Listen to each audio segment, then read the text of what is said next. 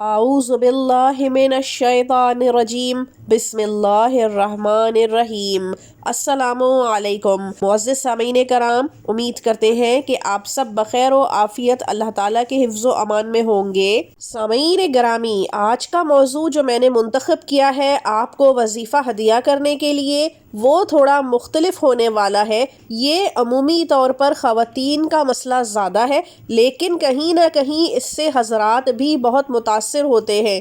یہ مسئلہ ہمارے معاشرے میں ایک بدنما داغ کی صورت ہے۔ آج کل ہر کوئی اس مشکل دور میں اپنی زندگی کی گاڑی کو اچھی طرح عزت کے ساتھ چلانے کی پوری کوشش کرتا ہے۔ وہیں جہاں آدمی دو نوکریاں بھی کرتے ہیں، خواتین بھی گھر سے باہر نکلنے پر مجبور ہیں اور نوکری کرتی ہیں۔ زندگی سب کے لیے آسان نہیں ہوتی، کبھی کسی کو کوئی مسئلہ ہوتا ہے اور کہیں مسائل کی نوعیت مختلف ہوتی ہے۔ گھر سے باہر کھڑے لوگ اپنی سوچ کے حساب سے معاملات کو اخذ کرتے ہیں اور پھر نتیجہ صادر کر دیتے ہیں، یہ جانے بغیر کہ گھر کے اندر رہنے والے افراد کس تکلیف، دکھ، درد سے گزر رہے ہیں۔ شاید یہ ہمارے معاشرے میں سب سے آسان کام ہے جو کرنے کے لیے رہ گیا ہے، اور اگر کہیں اللہ تعالیٰ کے حکم سے خوشحالی، رزق میں فراوانی اور ترقی آ رہی ہے تو وہاں پر بھی لوگوں کو چین نہیں ہوتا۔ ان کے اوپر برائی، تہمت اور نہ جانے کیا کیا الزامات لگا دیے جاتے ہیں۔ لوگ نہ تو دوسروں کی کامیابی میں خوش ہوتے ہیں اور نہ ہی کسی کی تکلیف میں اس کا ساتھ دیتے ہیں۔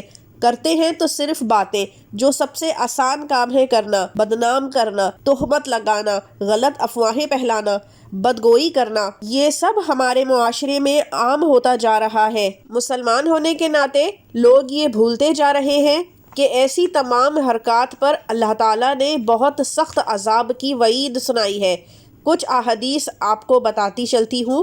حضور اقدس صلی اللہ علیہ وآلہ وسلم نے فرمایا، جس نے کسی مسلمان کو ذلیل کرنے کی غرض سے اس پر الزام عائد کیا تو اللہ تعالیٰ اسے جہنم کے پل پر روک لے گا جب تک وہ اپنے الزام کے مطابق عذاب نہ پالے۔ ایک اور حدیث میں رسول اللہ صلی اللہ علیہ وآلہ وسلم نے فرمایا، جو کسی مسلمان پر کسی ایسی چیز کا الزام لگائے جس کے بارے میں وہ خود بھی نہیں جانتا تو اللہ تعالیٰ اسے جہنمیوں کے خون اور پیپ کے جمع ہونے کے مقام میں اس وقت تک رکھے گا جب تک کہ وہ اپنے الزام کے مطابق عذاب نہ پالے۔ ایک اور جگہ رسول اقدس صلی اللہ علیہ وآلہ وسلم نے فرمایا کہ جس نے کسی کے بارے میں ایسی بات کہی، یعنی الزام لگایا یا پھر تہمت یا جھوٹی بات منسوب کی جس میں حقیقت تھی ہی نہیں، تو اللہ تعالیٰ الزام لگانے والے، تہمت لگانے والے اور جھوٹی باتیں منسوب کرنے والے کو جہنم کی پیپ میں ڈالے گا اور وہ آخرت میں اسی کا مستحق رہے گا۔ یہ بہت سخت سزائیں ہیں۔ انسان کو اللہ تعالیٰ کا خوف رکھ کے پہلے تولنا پھر بولنا چاہیے۔ آج کا وظیفہ ایسے تمام لوگوں کے لیے ہے، خاص کر خواتین کے لیے جو اس طرح کے مسائل سے دوچار ہیں اور لوگوں نے ان کا پیچھا پکڑ رکھا ہے۔ بدنام کرنا، کردار کشی کرنا، الزام تراشی، بہتان بازی کر کے ان کی زندگی اور امیج کو تہس نہس کر کے رکھا ہوا ہے۔ آج کا وظیفہ آپ کیجئے اور آپ خود دیکھیں گے کہ ایسے تمام لوگوں کی نہ صرف زبان بند ہو جائے گی اور ان کے دل میں خدا خوفی پیدا ہوگی اور وہ آپ کا پیچھا چھوڑ دیں گے، آپ کا ذکر، آپ کی برائی کرنا بالکل ہی بند کر دیں گے، اور پھر آپ کو اپنا کھویا ہوا مقام، وقار، عزت واپس مل جائے گی اور لوگ آپ کی دل سے عزت کرنا شروع کر دیں گے، اور اللہ تعالیٰ تمام لوگوں کے دلوں سے آپ کے لیے غلط فہمیاں ختم کر دے گا۔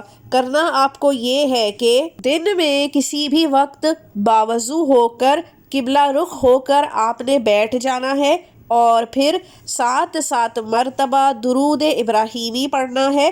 اور درمیان میں سورہ بروج جو کہ 30ویں پارے میں موجود ہے، اس کو 3 مرتبہ پڑھ لینا ہے اور پھر ہاتھ اٹھا کر اللہ تعالیٰ سے دعا مانگ لینی ہے۔